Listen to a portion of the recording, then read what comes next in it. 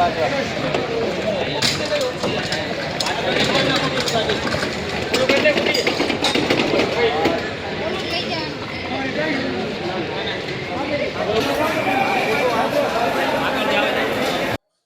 રોજ જામનગર જિલ્લા એડમિનિસ્ટ્રેશન સાથે મળીને નેશનલ લેવલ સ્ટેટ લેવલનું ડિઝાસ્ટરનું મોક ડ્રીલનું આયોજન થયું છે, જેમાં રિલાયન્સ અને ન્યારા અને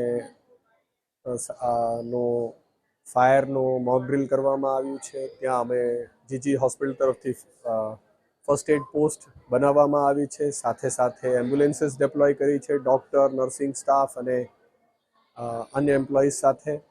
અહીંયા અમારા માસ ટ્રાયજની સુવિધા ઉપલબ્ધ કરી છે.